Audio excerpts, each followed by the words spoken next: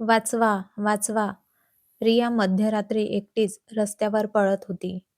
तिच्या जीवाला धोका होता आणि ती गरोदर होती. पळता पळता तिचा पाय घसरला आणि ती पोटावर पडली. ती जोरात किंचाळली आणि गादीवर उठून बसली. तिच्या लक्षात आलं की हे स्वप्न आहे. तिच्या शेजारी झोपलेला नचिकेत सुद्धा घाबरून जागा झाला. पण रियाचा हात रक्ताने माखलेला होता. तिचे कपडे आणि चादर देखील रक्ताने माखली होती. तिने लगेच बाथरूमकडे धाव घेतली आणि स्वतःला स्वच्छ करू लागली. जोरजोरात रडायला लागली. हे तिचं दुसरं मिसकॅरेज होतं. नचिकेतने तिला हळुवारपणे जवळ घेतलं आणि तिची समजूत काढायला लागला. रिया, मी आहे ना तुझ्यासोबत. आपण काही ना काहीतरी मार्ग काढू याच्यावर. तू शांत हो. अगोदर रिया आणि नचिकेत दोघांची ओळख एका कंपनीच्या पार्टीमध्ये झाली होती. रिया तेव्हा एका कंपनीमध्ये HR होती. नचिकेत पण एका कंपनीमध्ये मार्केटिंग हेड होता. हळूहळू ही ओळख प्रेमात बदलली आणि त्या दोघांनी लग्नाचा निर्णय घेतला. दोघांच्याही फॅमिली सुशिक्षित असल्यामुळे जास्त काही प्रॉब्लेम नाही झाला. रिया आणि नचिकेत दोघांचेही खूप मोठी स्वप्न होती. नचिकेत स्वतःचा बिझनेस स्टार्ट करण्याच्या मागे होता. लग्नाला 2 वर्ष होऊन गेली होती आणि घरच्यांची बाळासाठी मागणी सुरू झाली. त्या दोघांना मात्र सध्या त्यांची करिअर्स खूप महत्त्वाची होती. काही दिवसांनी कळाले की रिया गरोदर आहे. घरच्यांना तर खूप आनंद झाला, पण नचिकेत आणि रिया ह्यांच्यावर जणू आभाळच कोसळला. त्या दोघांनी अबॉर्शन करण्याचा निर्णय घेतला. घरचे मात्र खूप दुखावले.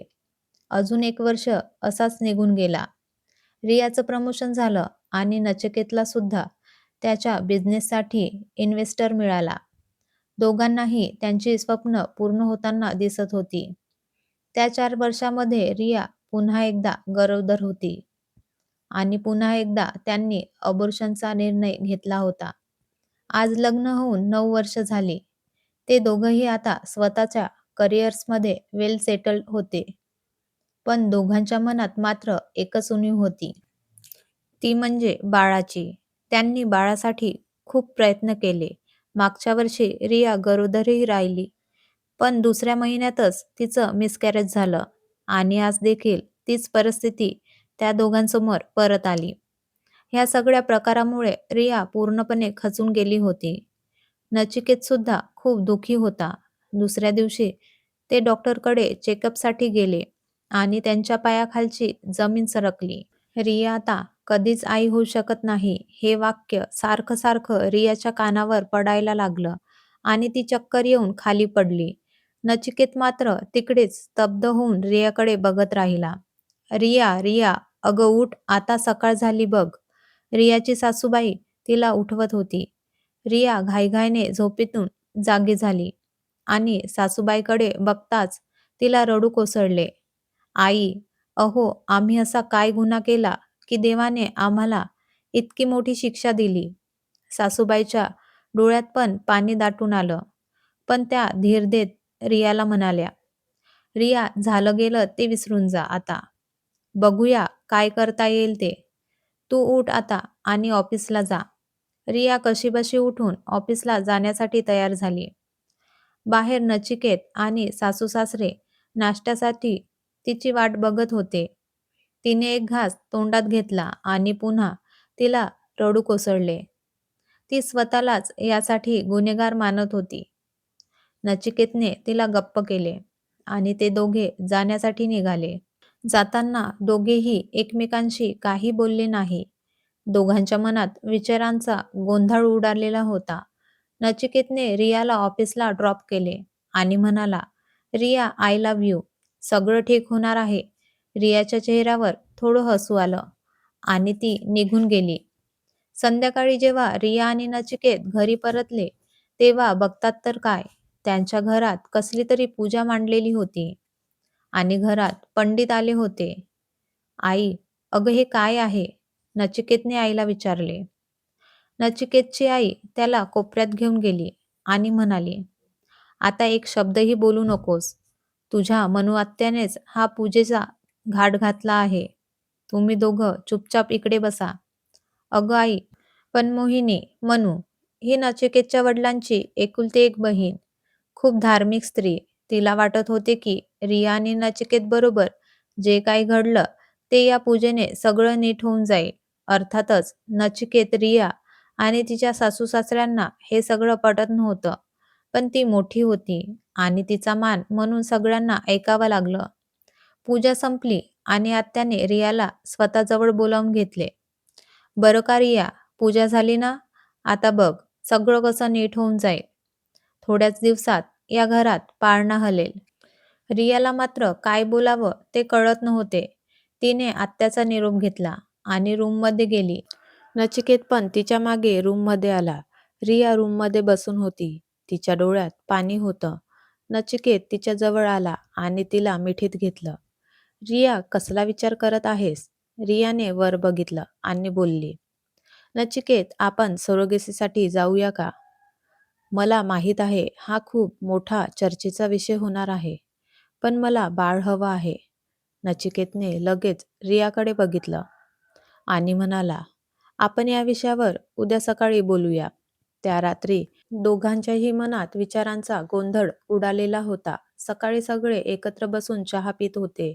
शांतता होती आणि तेवढ्यात रिया बोलली, "आई बाबा, मला तुमच्यासोबत काही बोलायचं आहे. आम्ही सरोगेसीचा विचार करत आहोत." हे ऐकून रियाच्या सासू-सासऱ्याने चहाचा कप खाली ठेवला आणि बोलले, "तुम्हाला अजून काही मार्ग नाही दिसला का? सध्या तरी आम्हाला हाच मार्ग योग्य वाटत आहे. आमचं स्वतःचं मूल आम्हाला पाहिजे आणि IVF खूप महागात पडेल." नचिकेतने आईबाबांना सांगितले, "ते सर्व ठीक आहे रे, पण तुम्ही कोणाला तयार करणार आहात आणि असल्या गोष्टींमध्ये खूप सावधगिरी बाळगायला पाहिजे. शिवाय नंतर जर त्या बाईला आपण आपल्याकडे ठेवलं, तर आजूबाजूच्या लोकांना आपण काय उत्तर द्यायचं?" बाबा नचिकेतला बोलले, "आम्ही आज त्यासाठीच डॉक्टरांकडे जात आहोत. ते सर्व माहिती देतील. आपण बघूया काय करता येईल पुढे. आणि लोकांचा एवढा विचार नका करू. मी बघून घेईल काय सांगायचं ते." नचिकेत बाबांना बोलला, "ठीक आहे. तुम्हाला जसं पटत आहे तसं करा."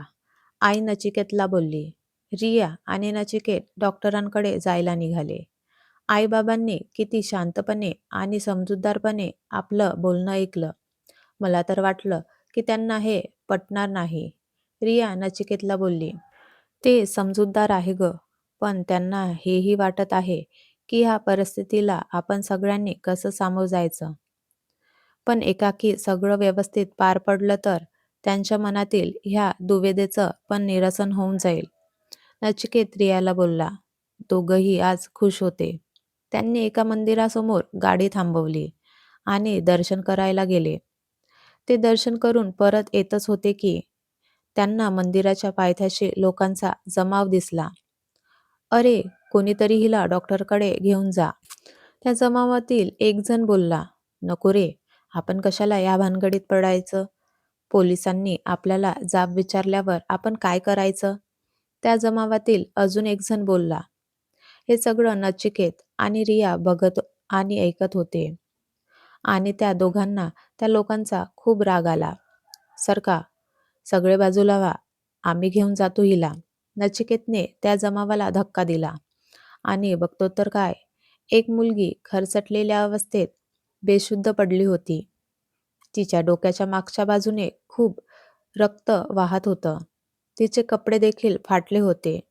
रिया आणि नचिकेतने लगेच त्या मुलीला आपल्या कारमध्ये ठेवलं आणि डॉक्टरांकडे निघाले. आता ज्या मुलीला आत घेऊन गेले, तिच्यासोबत कोण आलं आहे डॉक्टरांनी बोलावलं आहे. नर्सने त्या रूममध्ये बसलेल्या सगळ्यांना विचारलं, "आम्ही आहोत. काही प्रॉब्लेम झाला आहे का?" "ती ठीक आहे ना?" रियाने त्या नर्सला विचारले. "तुम्ही आत जा. डॉक्टर तुम्हाला सर्व सांगतील." रिया आणि नचिकेत पूर्णपणे घाबरले होते. ते डॉक्टरांच्या कॅबिनमध्ये गेले आणि डॉक्टरांनी त्यांना बसायला सांगितलं. "तुम्ही हिला ओळखता का?" डॉक्टरांनी त्या दोघांना विचारले. "नाही, आम्हाला आज सकाळी ही मंदिराच्या पायथ्याशी अशा अवस्थेत सापडली." ती ठीक आहे ना? नचिकेतने डॉक्टरांना विचारले. तुम्ही आज एक नाही, 2 जीवांचा प्राण वाचवला आहे. ती गरोदर आहे आणि माझ्या मते तिच्यासोबत जबरदस्तीचा प्रयत्न झाला असावा आणि तिने स्वतःला वाचवण्याचा प्रयत्न केला असावा. म्हणूनच ती तुम्हाला अशा अवस्थेत सापडली. मी सगळ्या टेस्ट केल्या आहेत. ती आणि तिचं बाळ सुखरूप आहे. बाकीची माहिती तीच देऊ शकते शुद्धीवर आल्यानंतर. डॉक्टरांचं हे बोलणं ऐकून रिया आणि नचिकेतला खूप वाईट वाटले. पण त्यांना आनंदही होता की त्यांच्यामुळे ती मुलगी आणि तिचं बाळ वाचले होते. मॅडम, ती मुलगी शुद्धीवर आली आहे, पण ती खूप घाबरलेली आहे. नर्स डॉक्टरांना बोलली. ती मुलगी जोरजोरात ओरडत होती. वाचवा मला, वाचवा. डॉक्टरांनी तिला कसंबसं शांत केलं आणि तिला सांगितलं देखील की तिचं बाळ पण सुखरूप आहे. डॉक्टरांनी तिला तिचं नाव विचारलं. ती म्हणाली, इंद्रायणी राऊत. हे नाव ऐकून रियाला धक्काच बसला आणि ती लगेच म्हणाली, इंदू तू?